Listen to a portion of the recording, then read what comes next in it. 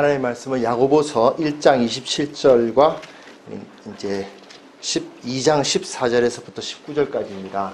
사실은 1장 22절부터 2장 26절까지의 내용인데 그 중에서 다 다루기는 어렵고 해서 이렇게 딱 몇 구절만 읽어보도록 하겠습니다.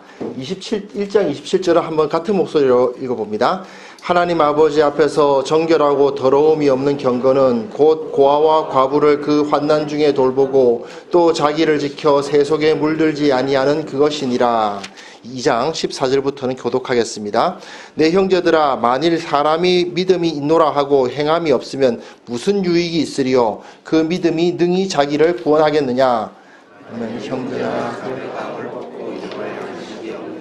너희 중에 누구든지 그에게 이르되 평안히 가라, 덥게 하라, 배부르게 하라 하며 그 몸에 쓸 것을 주지 아니하면 무슨 유익이 있으리요?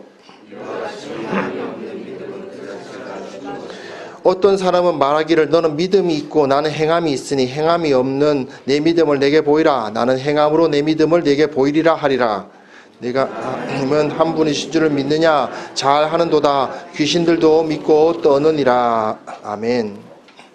지난 시간에 야고보서를 처음 다루면서 야고보서의 시작과 끝, 오늘 우리가 좀 전에 읽은 것처럼 행함이 없는 믿음은 죽었다라는 아주 굉장히 강한 메시지, 실천하는 신앙이야말로 진짜다라는 말을 하고자 하는 이 야고보서이지만 그 시작과 끝은 기도해야 된다는 가르침으로 시작했고 끝난다는 사실을 살피면서 우리가 기도를 통해서 어떤 세상적인 힘, 돈의 힘이나 권력이나 어떤 빽이나 이런 것을 의지하는 것이 아니라 하나님을 전적으로 의지하고 그리고 세상적인 가치관이 아닌 하나님 나라의 가치관으로 나 자신이 뒤집어져서 완전히 하나님 나라의 가치관을 따라서 살아가야 그런 것을 통해서 세상을 이기자. 이 시험을, 어려움과 힘든 모든 시험을 오히려 기쁘게 여김으로써 이 모든 것을 하나님 앞에 바로 서도록 하자. 그렇게 이제 말씀을 우리가 살펴보았습니다. 오늘 우리가 이 야고보서를 읽고 있는데요. 지난주에 안 오신 분들이 좀 계셔서 야고보서의 배경을 잠깐만 설명하면요. 야고보서는 그 수신자들이 원래 유대인들이었습니다. 원래 유대인으로서 예수님을 믿고 그리스도인들이 된 사람들이 그 대상이라는 사실을 기억해 주셔야 됩니다. 이 사람들은 유대인이었기 때문에 로마 사회에서 많은 고난을 당해야만 했습니다.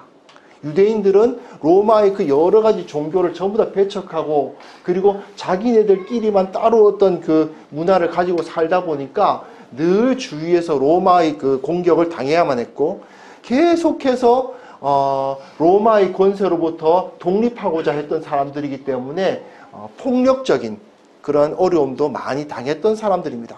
그런데 유대인으로서 다시 그리스도인 된 사람들은요, 유대인으로서 로마 사회로부터 당하는 모든 고통은 그대로 받으면서 다시 그 유대인 공동체 내에서 그리스도인이기 때문에 또 그 위에 또 고난을 받는 거예요. 그러니까 많은 고난과 어려움을 겪을 수밖에 없었던 사람들입니다.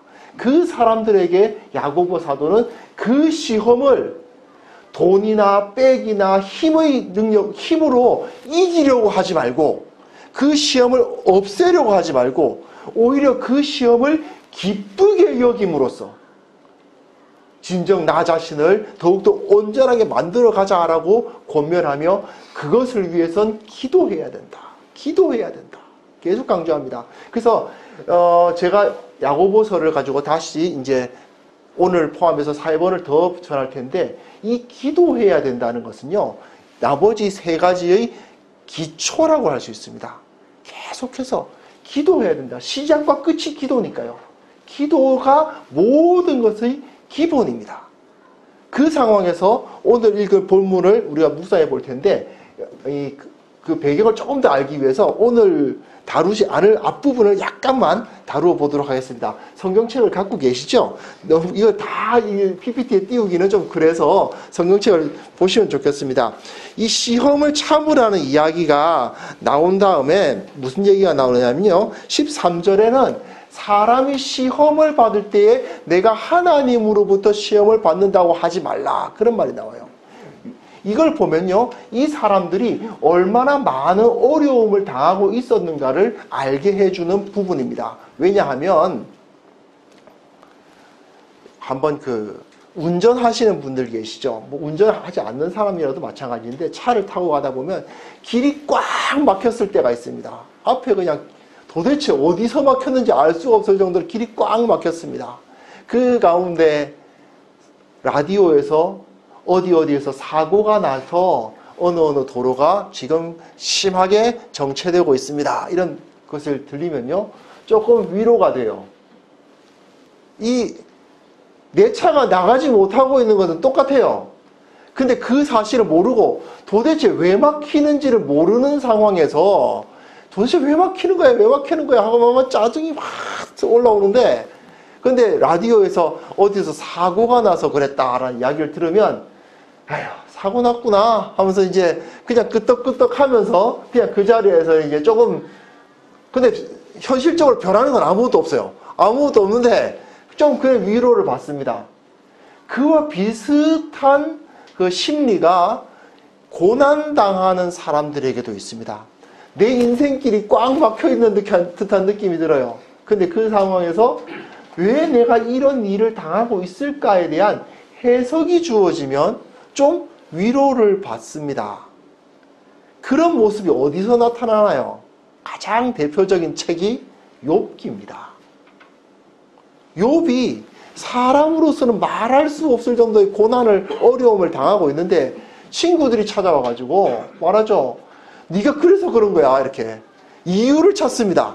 네가 이런 고난을 당하는 이유는 이거야. 그 원인을 찾아서 그 원인을 제공하라고 해요. 근데 욥하고 친구들하고 서로 이야기가 다르죠. 욥은 하나님이 나한테 지금 고난을 주신 거야 라고 말하고 있고, 친구들은 아니야, 네가 잘못해서 그런 거야. 이렇게 서로 간에 갑론을박을 하고 있습니다. 그런데 야고보 사도는 여기서 뭐라고 쓰느냐면, 내가 고난을 당할 때 하나님이 나에게 시험을 주신다고 하지 마라. 그렇게 이야기를 해요. 즉 어떤 내 세상에서 하나님께서 나한테 시험을 주고 계신다는 그런 생각 자체를 하지 마라. 왜요? 이 사람들은 자기네들이 의롭다고 생각하고 있거든요. 고난을 받고 있습니다, 여러분. 말씀드렸다시피 야고보서의 독자들은 지금 고난을 받고 있어요. 고난을 당하는데 자기가 잘못한 게 없는 것 같아요. 그러니까 어떻게 됐습니까? 하나님이 나한테 고난 주신다. 욥처럼 생각하고 있는 거죠. 그런데 아니라는 겁니다. 또 그 이후에 보시면 제가 다 안 읽겠습니다. 또 설명을 또 하나 제시하는 게 있는데, 이 세상은 하나님과 하나님의 세력과 사단의 세력이 서로 싸움을 하고 있는데, 그 싸움과 그 전쟁 가운데 있기 때문에 우리는 그 전쟁 때문에 피해를 당할 수밖에 없는 것이야. 이렇게 해석하는 해석도 있습니다. 근데 그것도 아니라는 겁니다. 야고보 사도는 그것도 아니라고 그래요. 하나님은 모든 것을 다 통치하고 계신다. 그런 악의 세력 같은 거, 하나님을 이길 수 있는 악의 세력 같은 건 없다라고 설명을 합니다. 그럼 도대체 우리가 왜 이렇게 어려운가요? 정말 욥기스러운 답을 합니다. 몰라. 답은 사실은 없습니다. 답을 제시하지 않아요. 모른다. 왜 내가 이렇게 힘들죠? 내 인생길이 도대체 어떻게 되어 있길래 나이가 이렇게 힘든 거죠? 라는 것에 대해서 답을 내려주지 않습니다. 내 길은 왜 이렇게 막혔습니까? 앞에 사고가 났습니까? 너무 진입하는 차량들이 많습니까? 라고 해석을 요구하지만 그거는 모른다. 다만 이 상황 가운데에서 그 차 안에서, 사실 아나 모르나 상황은 똑같잖아요. 그 차 안에서 내가 가장 선하게 살아가는 길이 무엇인지를 찾아라. 그 방식입니다. 뭐냐 하면 그 가운데 진정 경건한 삶을 살아갈 수 있도록 권면을 하는 것입니다. 그 이후에 좀 더 나오는 것 중에 하나가 뭐냐 하면 이제 성내지 말라는 말도 포함이 되어 있는데, 고난당하면 어떻습니까? 아무 이유 없이 애매하게 고난을 당하니까 화가 나잖아요. 그렇죠?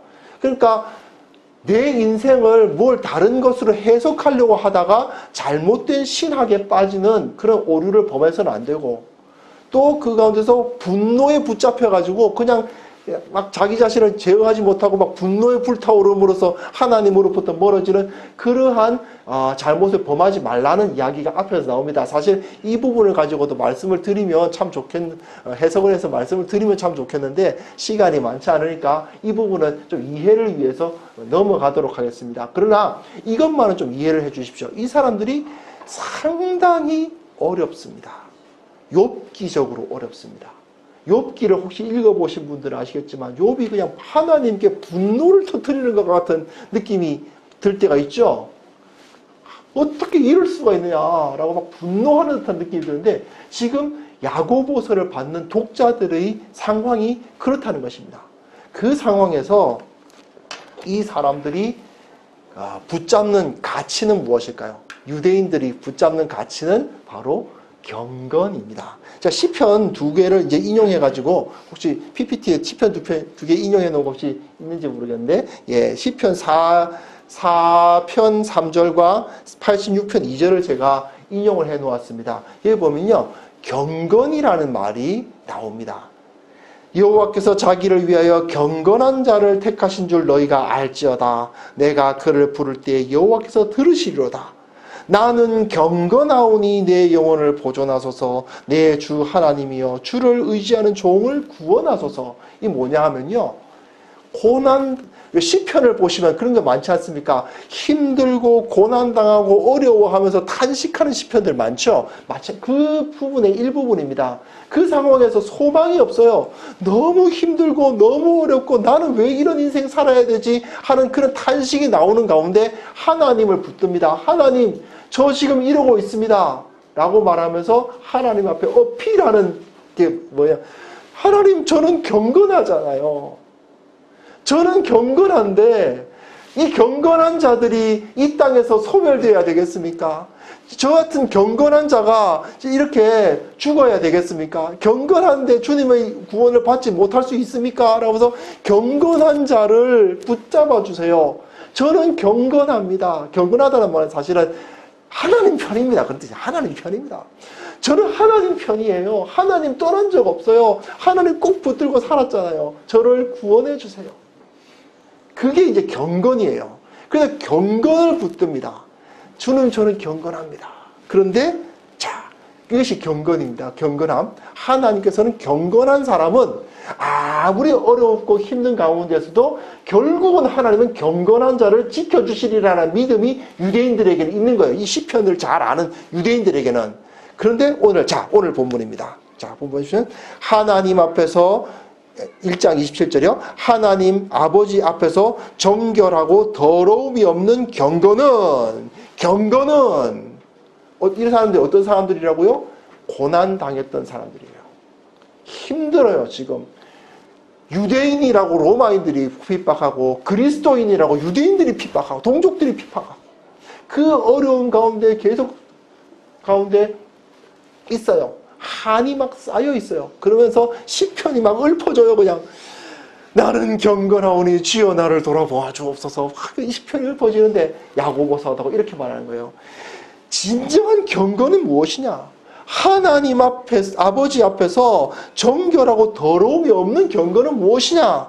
고아와 과부를 그 환난 중에 돌보고 또 자기를 지켜 새 속에 물들지 아니하는 그것이 아니겠느냐라고 선언합니다. 자기를 지켜 새 속에 물들지 아니하는 그것이니라 부분은 4장 이후에 나오고요. 그거는 이제 다음 시간에 다루기로 하고, 오늘 우리는 이 부분, 앞부분, 이 2장까지 내용이니까 고아와 과부를 그 환난 중에 돌보는 삶이야말로 하나님께 인정받을 수 있는, 하나님 앞에 저 경건합니다, 이 고난 중에서 저를 돌보아 주옵소서라고 기도할 수 있을 만한 근거가 되는 경건이라는 것입니다. 이것을 야고보가 말하고 있는 것입니다.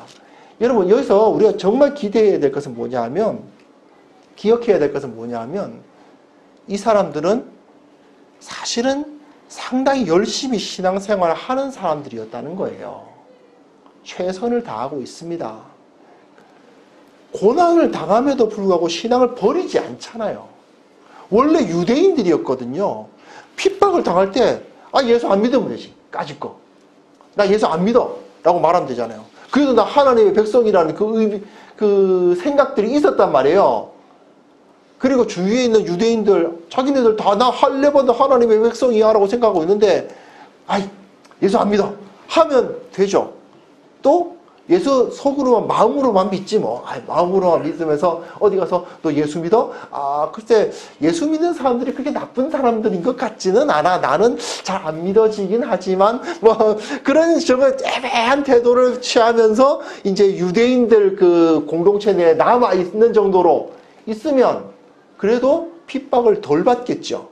근데 이 사람들은 시험 당하는 것 그대로 당했던 사람들입니다. 최선을 다해서 신앙생활 했던 사람들이에요. 그런데 그 사람들을 향해서 너희들 잘하고 있어. 도와주실 거야. 하나님께서 우리에게 우리 같은 경건한 사람들을 하나님이 지켜주실 거야. 라고 말해주면 좋은데, 거기에 다시, 자, 우리 말씀대로 살자. 힘든데. 나 지금 힘들어요. 나 너무 힘들어요. 사실 저 가난해요. 주위에 핍박도 많이 받고 있어요. 어디 사람들한테 가면 조롱받고 손가락질 당해요. 그런데 야고보 사도는 이렇게 말합니다. 말씀대로 살자. 경건하게 살자. 듣기만 하지 말고 행하는 자가 되자. 실천하는 사람이 되자. 라고 이야기를 하면서 하나님 앞에서 네가 진짜 인정받는, 우리 고난 가운데 하나님이 우리를 구원해 주실 만한 근거가 되는 그 경건을 소유했다고 생각하느냐? 그렇다면 고아와 과부를 그 환난 중에서 돌볼 수 있는 그러한 실천을 해야 되지 않겠니? 라고 이야기를 하고 있는 것입니다. 2장 앞부분에는 약간 중간에 고아와 과부 이야기를 하기 전에 부자들 이야기를 해요. 너희들이 회당에서 부자들이 들어오면, 여기 회당이라는 말이 나오죠. 재미있습니다. 이게 아직도 이 사람들 회당을 떠나지 않아, 유대인들이 모이면 회당을 떠나지 않았다는 게 나오는데, 회당에서 부자들이 들어오면 어떡하냐, 막 받아들이고. 그런데 이해가 됩니다. 지난 시간에 말씀드렸던 것처럼 이 사람들이 핍박받고 힘들 때 교회 가운데 유대인으로서 핍박받을 때 말입니다. 로마의 공격을 방하고 있는데 갑자기 어떤 사람이 딱 들어왔는데 로마 고위층 인사가 들어오는데 유대인이었어요. 아니 세상에. 또는 유대인은 아니지만 소위 말하는 경건한 이방인, 즉 유대교를 굉장히 관심을 가지고 유대교의 가르침, 그 율법의 가르침을 배워보고 싶어하는 이방인인데 딱 들어왔어요. 고넬료 정도 되는 사람들. 로마 백부장급 되는 사람이 갑자기 사실은 제가 로마인이고 이방인이지만 유대교의 말씀에 참 관심이 가서 여기서 함께 예배할 수 있겠습니까? 그러면은 유대인들이 환영을 합니다. 어서 오십시오. 로마 백부장이 우리 공동체 가운데서 함께 예배드리고 있는데 설마 로마인들이 우리를 핍박하진 않겠지. 그런 생각이 들지 않겠습니까? 교회로 모여 있는데 유대인들 중에서도 바리새파 출신의 돈이 많은 유대인이 교회 가운데 쫙 들어왔습니다. 들어와서는 제가 예수님을 믿게 되었습니다. 이러면 얼마나 기쁘겠습니까? 그냥 환영, 웰컴 하면서 이렇게 환영하죠. 그런데 야고보는 그것에 대해서는 굉장히 이제 안 좋게 봐요. 부자들이라고 너희들 환영하고 부자들만 그렇게 관심을 가지고 그런 모습을 가져가지고 너희들이 그렇게 사람을 차별해서는 안 된다라는 이야기를 하면서 오늘 읽은 2장 14절부터 이야기가 나오는 거죠. 내 형제들아, 만일 사람이 믿음이 있노라 하고 행함이 없으면 무슨 유익이 있겠느냐. 여기서 행함이란 결국 무엇입니까? 가난한 자들에게, 고아와 과부들에게, 아무것도 가진 것이 없는 사람들에게 내 것을 나누어 주는 것이 행함인 거예요. 누군가 도움이 필요한 사람들에게 내 시간을 내어주는 것이 바로 행함인 거예요. 그리고 내가 말로만, 립서비스로만, 여기 나와 있죠? 너희 중에 누구든지 그에게 이르되 평안히 가라, 덥게 하라, 배부르게 하라 하며 그 몸에 쓸 것을 주지 아니하는, 그러니까 립서비스로만 사람들 돕는 그러한 것이 아니라 실제로 그 사람의 필요를 내가 돕기 위해서 노력하는 것. 그것이 바로 행함인 것입니다. 그것이 없으면 도대체 무슨 소용이 있겠냐라는 이야기를 하고 있죠. 그러면서 이 표현이 굉장히 냉소적이라는 느낌이 들 정도의 시니컬한 표현을 쓰고 있지 않습니까? 18절, 19절 보시면 19절에 나와 있죠. 네가 하나님은 한 분이신 줄 믿느냐? 잘하는도다. 귀신들도 믿고 떠느니라. 아주 그냥 냉소적인, 네가 하나님이 한 분이신 줄 믿느냐, 그 말은 뭐냐면요, 경건한 유대인들은요 아침에 일어날 때마다 우리 큐티 하듯이 쉐마 본문을 암송합니다. 들으라 이스라엘, 오직 내 여호와는 한 분이시니, 이렇게 시작하는 그 쉐마 본문을 암송하면서 시작해요. 나 경건한 유대인, 그러니까 이 하나님은 한 분인 것을 제가 믿습니다, 이렇게 고백하면서 아침을 시작해요. 근데 야고보가 이렇게 말하는 거죠. 하나님이 한 분인 걸 믿어. 그래서 네가 경건하다는 거지. 그래. 근데 그거 귀신들도 알고 떤다? 그런 얘기죠. 이것이 너희들에게 진정한 경건이라고 말할 수 있겠는가? 하나님 앞에서 인정받을 수 있는 경건이라고 할 수 있겠느냐라는 말이 주어지고 있습니다. 사실은 이것이 영어로 이러한 덕목을 갖는 것을 available 하다라고 해요. 구매 가능하다라는 의미가 아니고 그 사람이 그 사람을 받아들일 수 있다. 사실은 그 뜻으로 말하면 다른 사람을 도울 수 없을 정도로 바쁘지 않다라는 뜻이죠. 그게 available 하다는 뜻인데, 우리가 섬기는 자로서의 그 사역을 네 가지로 이야기하자면, 기도하고, 페이스라고 우리가 신 목사님께서 말씀 주셨는데, 기도하고, prayer, available, 이렇게 자신의 것을 나누고, contact, 만나고, example, 본이 되는 이 페이스라는 것으로 줄여서 보통 많이들 설명을 합니다. 그리고 또 한 가지 있어요. 그 선교사들 훈련받고 또는 소그룹 리더로서의 훈련받을 때 소그룹 리더의 덕목, 혹시 사랑의 교회 대학부 출신들은 기억하는 사람들이 어쩌면 있을지도 모르는데, 뚱뚱한 리더, fat 리더라고 있습니다. FAT 리더 여기 있습니다. 신실하고 faithful하고 또 available하고 teachable 해야 된다 말했어요.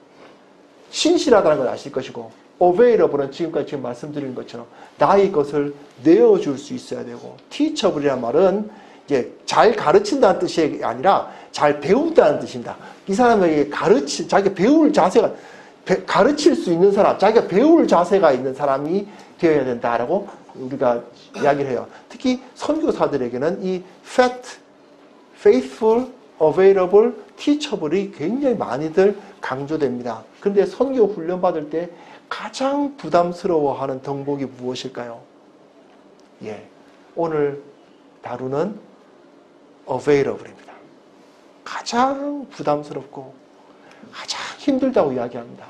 왜 야고보서가 1장부터 5장까지의 말씀 중에서 가장 많이 떠오르는 말씀이 행함 없는 믿음은 죽은 것이다 라는 이 부분을 사람들이 가장 많이 떠올리게 될까요? 네, 가장 부담스러운 이야기가 여기에 기록되어 있게, 야고보서 중에서도 가장 사람들이 본성적으로 부담스러워하는 부분이 바로 이것이기 때문입니다. 사실은 좀 뒤에 이 available을 다루면 더 좋겠는데, 보통 그래서 선교 헌금이 아니 선교 훈련 같은 데 받으면 available 맨 마지막에 은혜 다 바치고 나면 마지막에 결론처럼 우리 available 해야 된다라고 이야기들 많이 해요. 그만큼 부담스러운 것입니다. 그러나 야고보 사도는 바로 그냥 처음부터 너희가 경건해? 경건은 available 한 거야 라고 바로 우리에게 그냥 바로 쑥 들어오고 있습니다. 우리에게 메시지가 갑자기 쑥 들어옵니다. 자, 왜 우리는 available 해지기 힘들까요? 사실은 그것은 우리가 가지고 있는 본성 때문입니다. 나를 다른 사람들에게 주기 싫기 때문입니다. 아니, 나를 주는 건 아니고 내 시간의 일부를 떼어서 주고 뭐 그런 건데 뭐 어떠냐라고 생각할 수 있지만 사실은 그게 그렇게 쉬운 문제가 아닙니다. 가만히 한번 생각해 보십시오. 나는요, 나의 이 신체만으로 구성되어 있지 않습니다. 사실 신체의 일부가 떨어져 나가도 나는 나죠. 정말 그 사고를 당해서 신체의 일부를 잃는다 하더라도 나는 나로서 존재하죠. 근데 또한 내가 입고 있는 이 옷도 결국은 나를 구성합니다, 여러분. 내가 만나고 있는 사람들, 나의 관계, 나의 학벌, 나의 재산, 내가 살고 있는 장소, 나의 성격, 또 나의 뭐 헤어스타일 등등까지도 모두 다 나를 구성하는 일부분이에요, 사실은. 그렇기 때문에 그 부분을 떼어내어서 주기가 정말 어렵습니다. 왜요? 내 속에 내가 너무나 많거든요. 내 속에 내가 너무나 많기 때문에 당신을 위한 공간을 비워줄 수가 없는 겁니다. 특히 이 당시에 야고보서를 읽는 이 독자들의 입장에서 한번 생각해 보십시오. 자, 너희 것을 가난한 자들에게 나누어 줄 수 있는 것이 그거야말로 경건이 아니겠어? 라고 이야기하는데 이 사람들 입장에서는 어떨까요? 왜 이 사람들이 이렇게 립 서비스가 발달했을까요? 힘드니까 그런 겁니다. 사실은. 도와야 하는 건 알아요. 하지만 내 손에 도울 수 있는 것이 없다는 느낌이 듭니다. 저 사람과 함께 있어 줘야 되겠다는 건 알아요. 하지만 지금 내가 너무 바빠요. 그러니까 어떡합니까? 마음만이라도 전달이 되었으면 좋겠죠. 내가 너 정말 나 너하고 같이 있고 싶은데, 나 정말 좀 한 푼이라도 너 좀 도와주고 싶은데, 그런데 내 손에 가진 게 없네. 그러니까 이렇게 이야기하는 겁니다. 편안히 가십시오. 평안하세요. 이 얘기죠.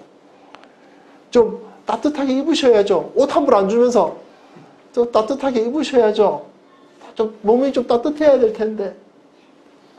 좀 뭐 하나 좀 배부르게 하라. 아이고 배고플 텐데 좀 뭐 맛난 거 좀 드셔야 될 텐데.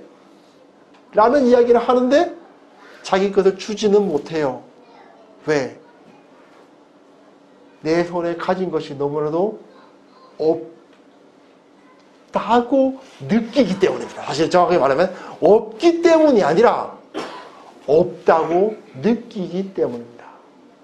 대부분의 사람들은 사실은 없다고 느낍니다. 여러분, 가끔 가다 보면 주위에서 나보다 훨씬 더 부유하게 사시는 분들이 보입니다. 그분들은 내가 부자구나 하면서 여유를 느끼면서 사실 것 같죠? 그렇지 않습니다. 상당히 많은 것을 누리고 사시는 것처럼 보여도 그 사람들은 모든 사람들은 다 어느 정도 다 이렇게 필요를 느끼면서 살아요. 이것만 더 있었으면 좋았을 텐데. 우리가 볼 때는 엄청나게 수입이 좋아 보이시는데 내가 버는 게 좀 벌이가 좀 그래서 이거 참 그런 말씀을 많이 하십니다. 저를 보시면 어떻습니까? 거의 우리나라의 그 피라미드 중에서는 이제 거의 하층민 쪽에 속하잖아요, 제가. 그렇게 보이시죠? 네. 아닌가요? 약간 피라미드 중에 하층민 쪽에 속하는 사람인데, 이번에 제가 지지난주에 그 필리핀 세부로 한번 놀러 갔다 왔는데 말입니다. 예, 자랑하는 건 아니고요. 벌써 해외여행을 갔다 올 수 있다는 것 자체가 우리나라에서도 그다지 하층민이 아니라는 것이 증명된과 동시에 그 나라에 가보니까요, 제가 엄청나게 부자입니다. 내 손에 나눌 수 있는 것이 없는 게 아니에요. 그러나 나눌 수가 없습니다. 왜냐? 내가 부수적으로 갖고 있는 내가 아닌 어떤 거라면 나눠주겠는데 그게 아니라 그건 나예요. 내 재산이 나에게 딸려있는 어떤 그 부속물이어서 그냥 자, 이거 줄게라고 줄 수 있으면 되겠는데 그게 아니에요. 그 재산이 바로 나예요. 나를 구성하는 일부예요. 그러니까 나눠줄 수가 없는 거죠. 그래서 너무나도 이 노래가 가시나무새 이 노래가 너무나도 맞는 겁니다. 내 속엔 내가 너무 많아요. 내 속엔 나로 가득 차 있어요. 그러니까 줄 수가 없는 겁니다. 근데 야고보 사도는 이렇게 도전하는 거죠. 너 고아니? 너 과부냐? 라고 묻는 거예요. 그 당시에는 뭐 사회보장제도가 뭐 대단히 있었던 시대가 아니기 때문에 고아와 과부란 그야말로 절망적인 상황에 처한 사람들입니다. 여성들이 무슨 경제활동을 할 수 있었던 시절이 아닙니다. 과부가 되면요, 그 하루에 한 끼를 걱정해야 되는 존재로 떨어지고 맙니다. 그런 상황에서 야고보 사도는 이렇게 말하는 것입니다. 내가 이렇게 힘든데, 그렇죠. 유대인으로서, 그리스도인으로서 힘들고 고난당하고 어렵게 살아가고 있어요. 근데 그 사람들에게 말하는 거예요. 그래, 우리가 힘든 거 맞아. 우리가 어려운 거 맞아. 핍박당하고 있는 거 맞아. 시험 당하고 있는 거 맞아. 하지만 말이야, 우리 고아는 아니잖아? 우리 과부는 아니잖아? 나보다 훨씬 더 어려운 고아들이 있고 나보다 절망적인 상황에 빠져있는 저 과부들이 있잖아?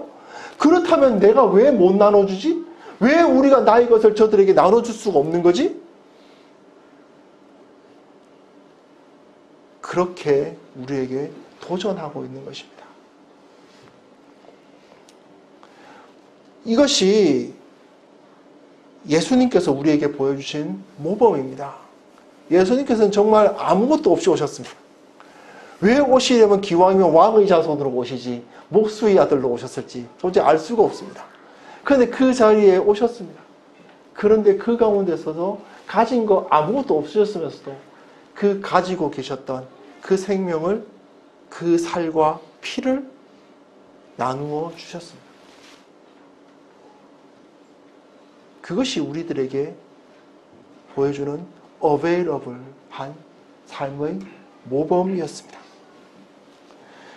사실은 어베일러블해진다는 것, 제가 처음 말씀드렸다시피 진짜 선교사들이 가장 힘들어하는 겁니다. 선교사들을 따지고 보면 아무것도 없습니다. 가서 뭐 돈 없는 사람들이에요, 대부분. 그런데도 힘들다고 그럽니다. 왜냐?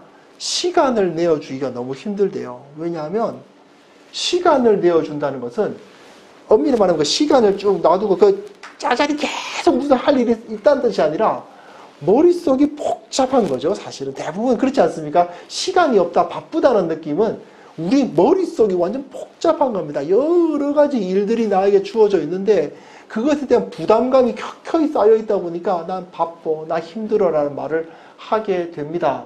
선교사들의 삶을 보면 정말 그래요. 너무나도 바쁘고 할 일도 많고 짜잘한 일들이 자기들에 쏟아지는데 그거 처리하느라고 힘들어 죽겠습니다. 그런데도 또 이제 선교지에서 누군가 찾아오면 만나주려고 하는데 정말 힘들어요. 내가 선교하려고 여기 왔는데 이런 일 때문에 선교를 못하네 하는 생각이 들 때가 있습니다. 이거는요, 목회자들도 마찬가지입니다. 그래서 목사들 사이에서 유명한 그 격언이 있습니다. 바쁜 목사, 나쁜 목사. 그런 말이 있습니다. 바쁜 목사, 나쁜 목사인데 나는 왜 이렇게 바쁠까요?